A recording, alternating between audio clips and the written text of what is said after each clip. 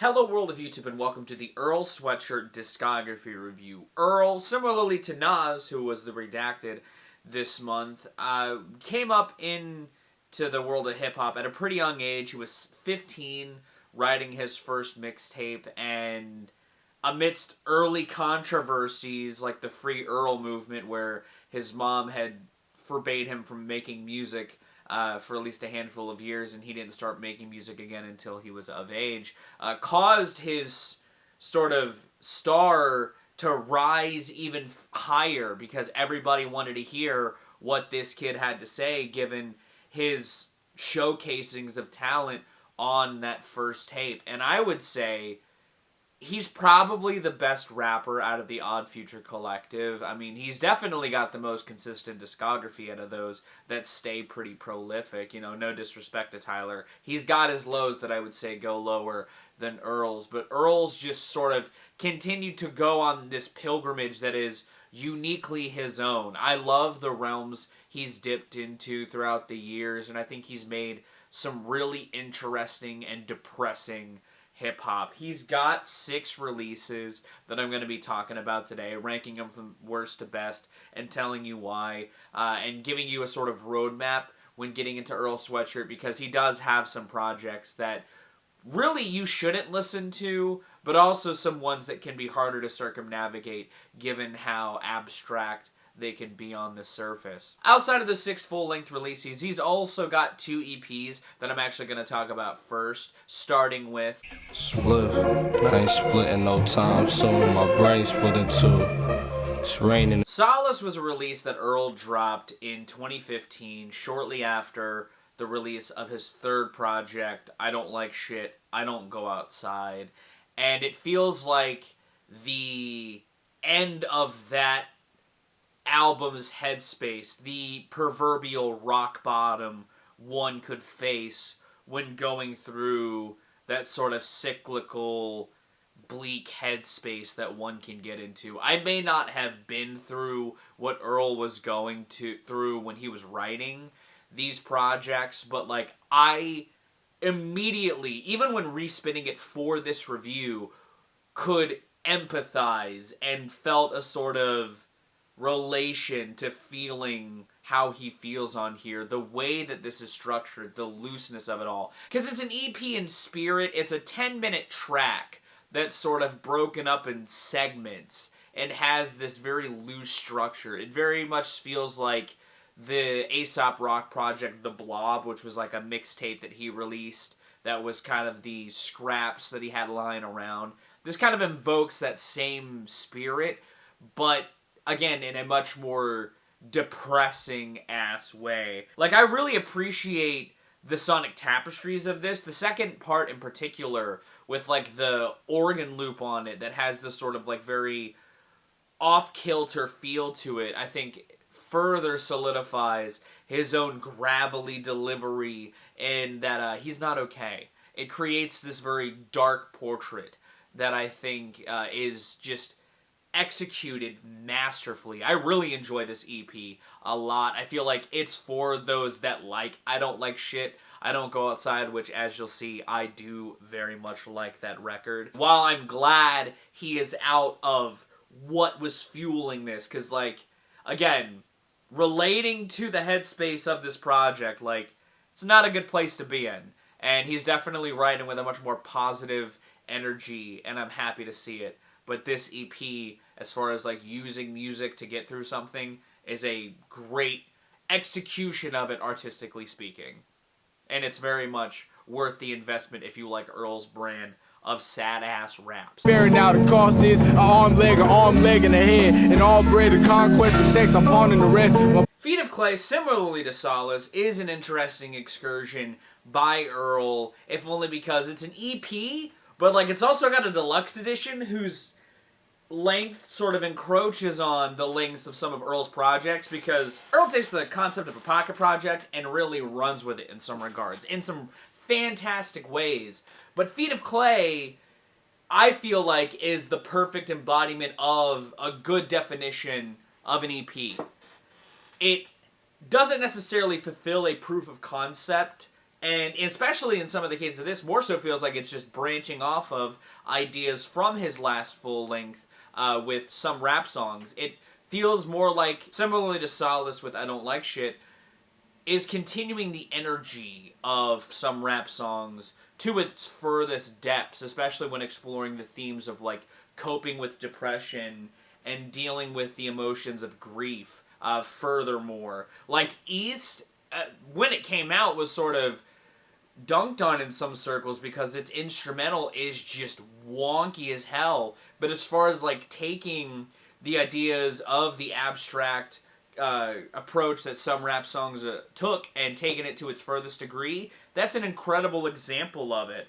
And how it sort of lyrically and with Earl's delivery ties into the themes of grief with his abstract style, further takes it down that, proverbial end of the line with that line of thought. Hell, OD does the same thing, but in a much more cacophonous and unsettling manner, because it feels like the sonic embodiment of what ODing could feel like. It's just this really intense track where Earl's vocals feel like they're fighting to reach the surface in the best way possible. I do like a lot of the collaborations on this project as well. I think Makami on 4N is pretty fucking choice. The sort of echo delay effect on his voice is just really effective at sort of embodying the mood of the track. Maxo on Whole World on the deluxe edition is also pretty damn good. I don't know, I like this. I feel like, again, similarly again to Solace with its album, its accenting, if you like some rap songs, you should listen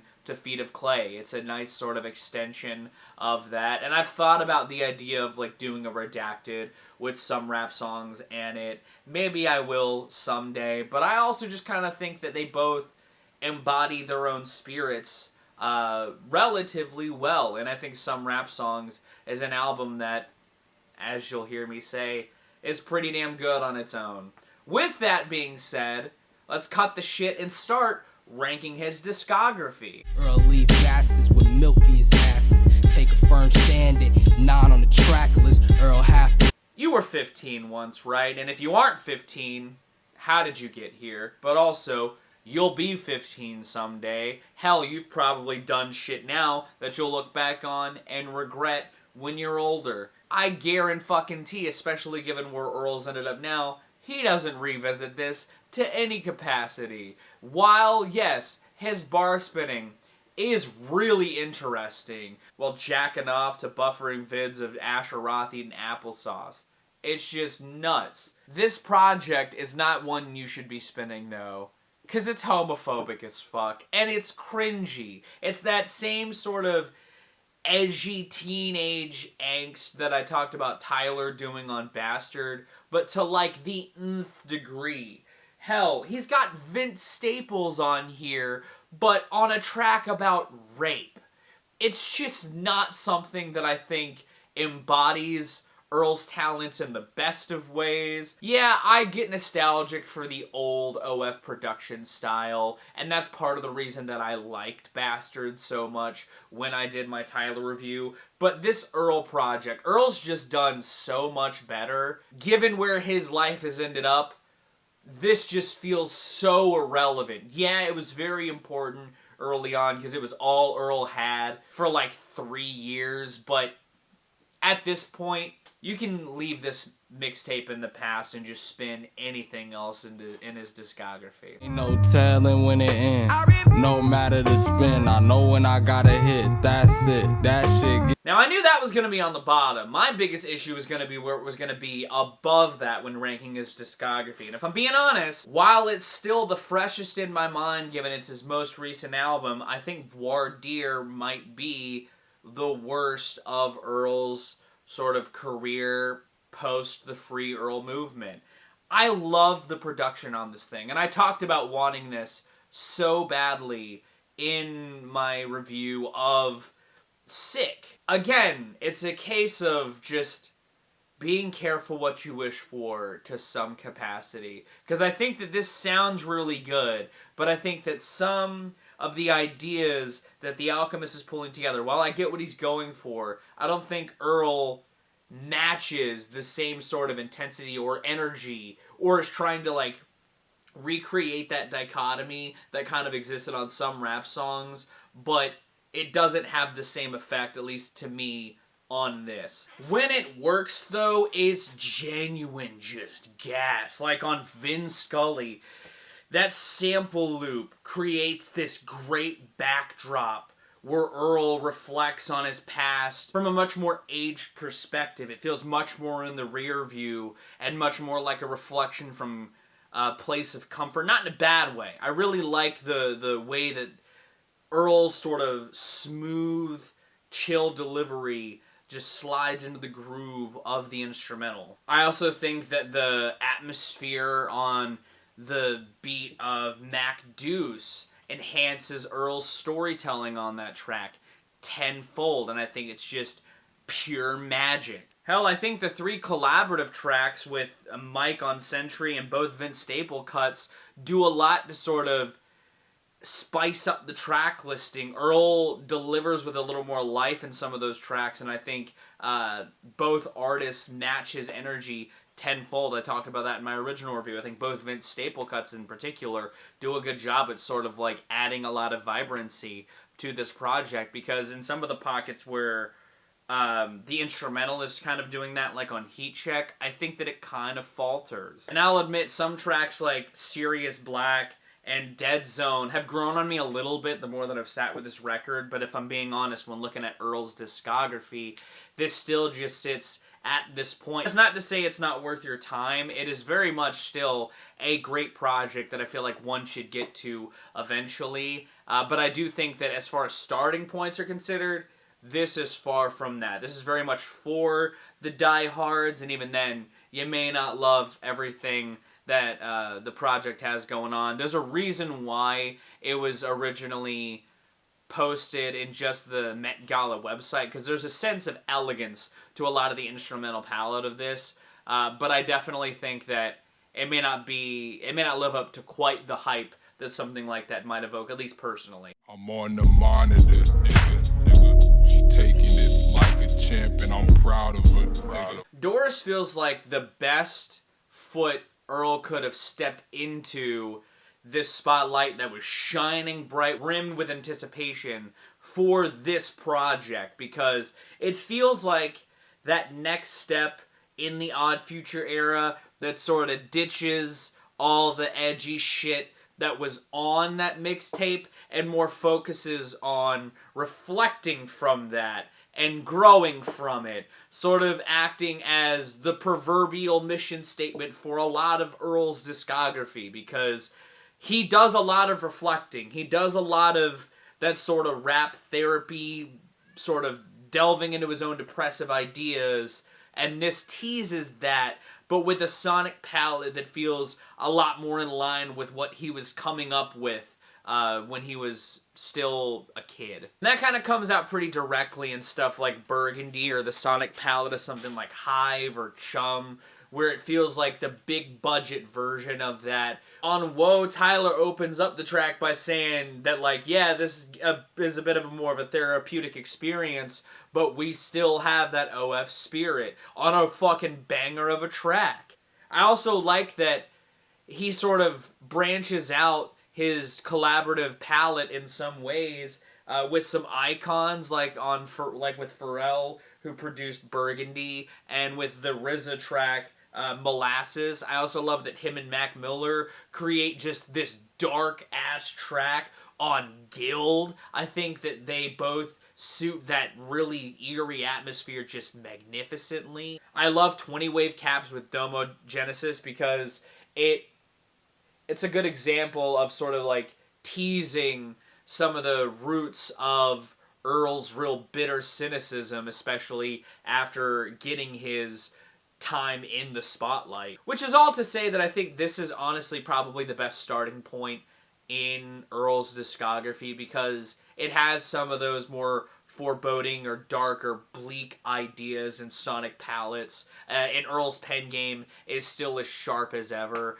but it doesn't go quite as deep into those headspaces as would be the case further on down his discography. It's also just like the good genesis for his discography, so I feel like it is just the best starting point, because like it has where he came up without the shit that I think makes his first mixtape a harder listen to some capacity.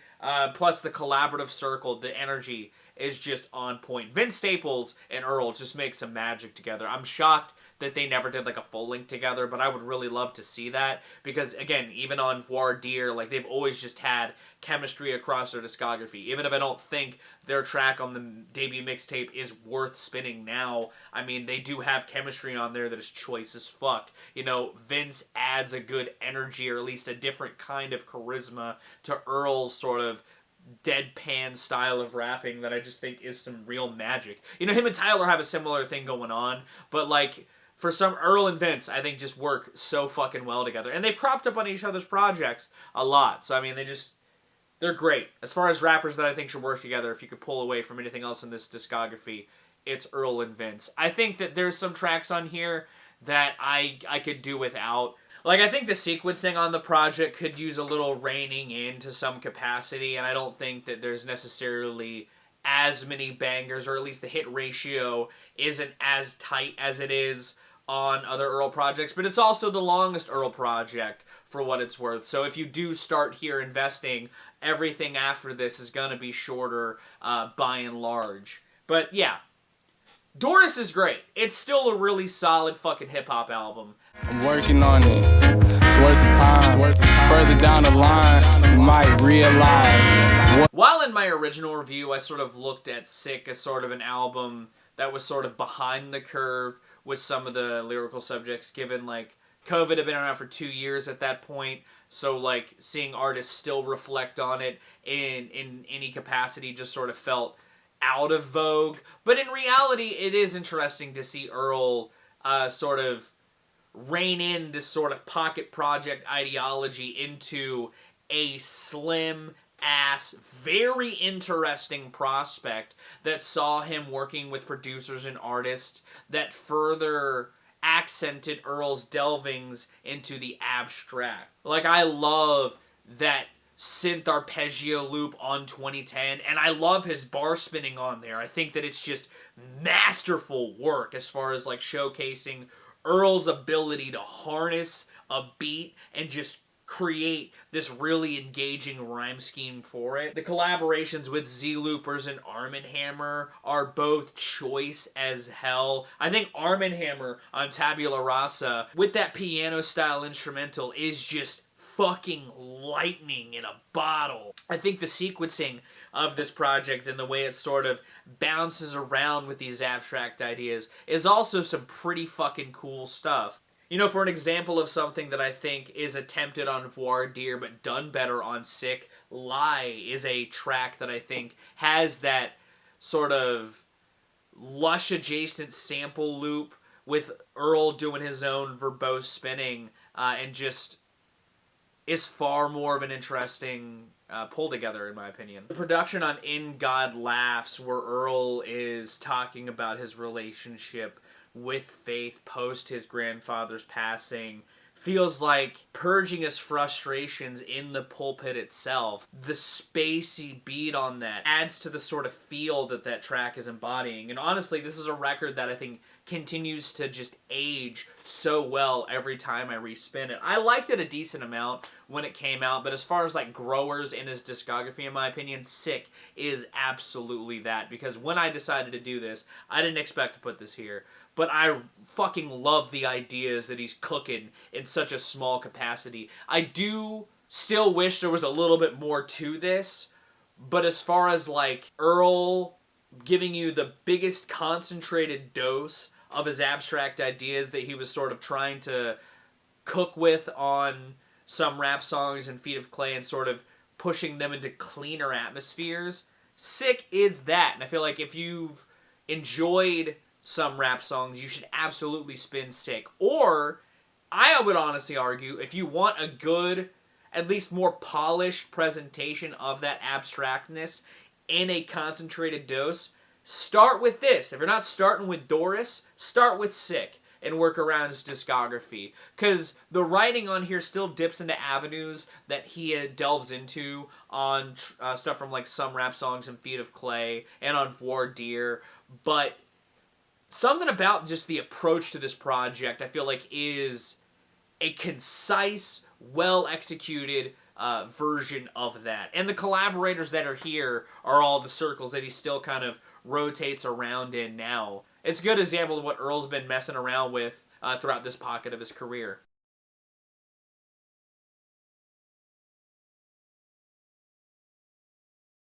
I feel like we wouldn't have the Earl we have now without I Don't Like Shit, I Don't Go Outside. While Doris sort of talked about his problems amidst the company he was keeping, I Don't Like Shit, I Don't Go Outside embodies its namesake. This album feels isolated, cold. It feels very much removed from everything that Earl had been messing with up to this point. It feels like Earl lashing out. Like on the opener, Huey, he's going after so many people with some anger. It feels like the beginning of isolating yourself from the world that I think burns out into Mantra just so very well. I love Grief. I messed around with its instrumental a couple of years ago. A skeletal grip on my chest, squeezing the blood from my flesh till there was nothing left. Because I think that it is this super interesting track that I thought was a bold choice to introduce this album cycle. Its music video is wild as hell, and I think that as far as like putting somebody deep within somebody isolating from the world, Grief is a great one. The meltdown on the second half of the track is hauntingly beautiful. And a track like that, or a track like Inside, sonically feel like the teasings of where he would end up in later releases, but in sort of a genesis of sorts. I honestly think that Inside itself feels like the most vulnerable, but perfectly placed part in this record, because it's sort of amidst the pocket of these collaborators, but it's a song about how he feels like he's in his own lane now because he's sort of missed the wave of success that all of his friends were facing while he was forced to be away from all of them. It's a really interesting point that I think acts as the perfect insight into this, and I think that, again, its placement embodies how well sequenced this record is. This is just a fantastic release that I would say is a classic to some regard. I love that at the end of all of this darkness and sadness purge, Vince still shows up at the end to make it all better. I don't know. I love this record. I liked it a lot when it came out. I put it on the original listening log. It was one of the records that I immediately had a lot of interest in and loved. But again, similarly to Sick, I would say has aged on me pretty well over the last 10 years. I've kept a lot of this in my rotation. And I think that, again, as far as like just sad dude raps, I Don't Like Shit, I Don't Go Outside is some choice fucking shit, man. I don't think it's a good starting point. Again, it's got some ideas that I think are just like the extreme of what Earl flirts with in some of his more digestible projects, but I think that if you like some of what's there, you should invest time in something like this, because I think it is worthwhile, full stop. It's fruit, the loophole up the belt, G's felt. All praises due the juice, unobtainable, like Tang. While probably a surprise to not many people, because it is usually championed as his best project, even if I like I Don't Like Shit a hell of a lot, Some Rap Songs is just a more interesting project that further pushes his own sonic boundaries in a way that I think is just super fucking interesting. The production styles on here and the way that this project sort of like weaves around ideas doesn't evoke something that I typically think of a whole lot when I spin most hip-hop, but it very much does in a great way. And that it reminds me of like the weird shit Charles Hamilton had been making for a while there, especially when he was getting care and writing out a lot of fucking music. The choice of doing that style of loop on Redwater, or the vocal production on tracks like Cold Summers and On the Way, just remind me so much of the more out there Charles Hamilton projects. Also, given the subject matter on some of those tracks, especially throughout the ideas of like further extending his grief on the loss of his father on Redwater, or the way that he tackles Edition on Cold Summers. Stuff like On the Way and Shattered Dreams feels like it's building off of some of the frustrations and some potential anger seen on I Don't Like Shit when it comes to like reflecting on his fame and the places that he's gone from it. Again, his flow is just mystifying on a lot of this too. Like the way he rides on Nowhere to Go is slick as hell. The way he bends around the wonky groove on Lucy is just nasty. And the way that the writing on that track just, again, masterfully puts you in this sort of headspace of distrust and frustration is just immaculately done. I love Earl's word spinning. Again, I think he's just a really captivating rapper, and I think that like the way that he's taken his inspirations in like the abstract world, like dudes like Doom and Mos Def, and just done his own thing with it and created this cool like out there rap style, I think is awesome. And I think some rap songs, especially given it's a bunch of these like tiny little songs, these little like almost pocket jams within a full-length project, it feels kind of like a progenitor of sorts, similarly to like Vince Staples' FM, as far as like delivering this pocket project. There's this meltdown amidst playing Possum that feels like Earl at the deepest point, that I think comes in at this choice moment post Veins. Again, it just sort of carries the listener through his own headspace masterfully. Riot being the closer feels like such a purposeful choice given the lyrical subject matter throughout the project as a whole. It feels like this sort of nice resolve and come down. It's just a well pulled together project that I think showcases Earl's interesting style of rapping, while also further delving into the themes I thought were interesting to see him dive into and push through in a sort of therapeutic sense. I love the way Earl writes his records as a whole, and while again I don't think Some Rap Songs is maybe the best starting point for Earl, if you are getting invested in Earl's artistry, I think that it is an essential place to get to, because it is a really interesting point, an apex for him to reach, creatively speaking. That was my Earl Sweatshirt discography review. Did you like it? Did you not? What's your favorite Earl Sweatshirt record? Let me know it in the comments down below. If you like this video, give it a like. If you want to see more, consider subscribing. I drop 2 to 4 vids a week depending on what I've got going on. Thank you so very much for watching. I've been Viral Rack. You guys have a good days, lives, and situations, and I'll see you another day.